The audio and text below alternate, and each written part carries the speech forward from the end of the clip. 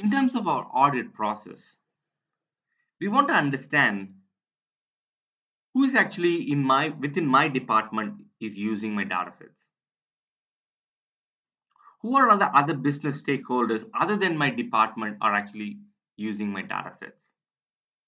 What are my frequently accessed data sets?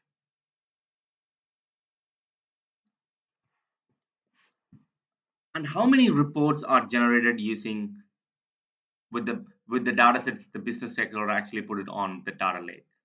Is there any denied data request that happened? And how is my data growth look like?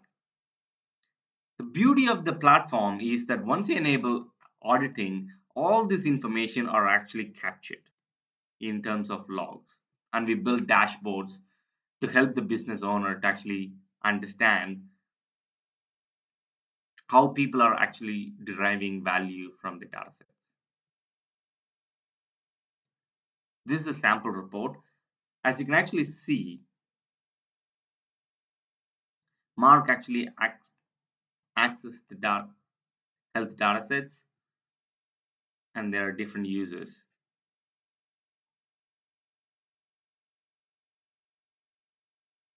One main thing we really focus on is to build a data portal that talks about the data discovery. So this is pretty much in line with democratizing data access. Once the data is curated, the data appears in the data portal. The data in the curated zone is denormalized by default. Since it's the reason for this is because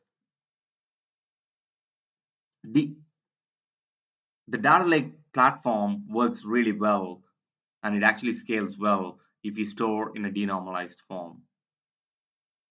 And we really don't want to create confusion for all the business owners to join the tables in the first place.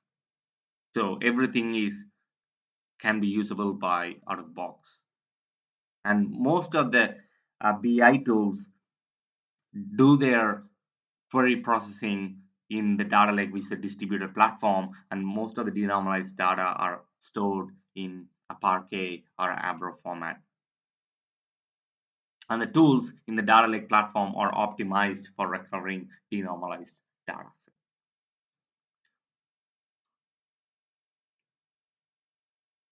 In the data portal itself, it gives you an ability for people to search for data sets, and then if they don't have access to the data, they can actually request for the access.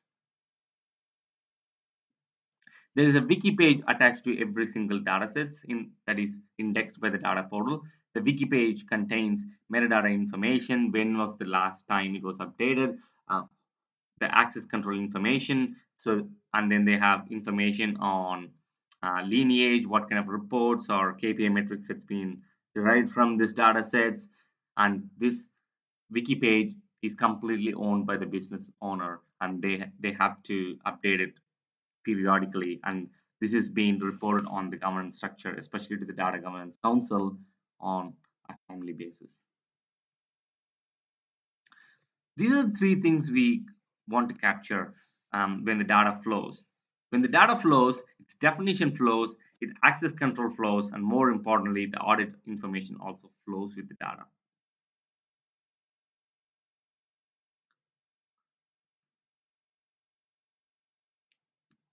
So how do we actually start this journey? We understand what kind of core data sets are there that actually help you to actually build this dashboard. We go and streamline the business process to capture the data. We show it to the stakeholder to show them the value, show them the benefit, and then we embark on the data governance journey. So these are the few value additions. Um,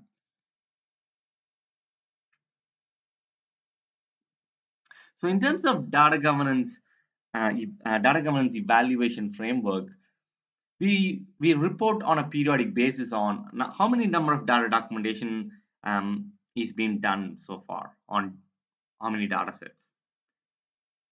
We report on number of high value business data sets per business unit. When I say high value data sets, these are the data sets that is accessed by many people in the organization, and they hold a lot of key information to the business, and also it actually benefits the business stakeholders. And we report on how many number of users are using each data sets, how many KPIs and strategic KPIs and tactical KPIs are being derived from these data sets, and how many decisions are being made. We also report on data breaches, and there's an internal page that actually that holds all this information. These are the few tips.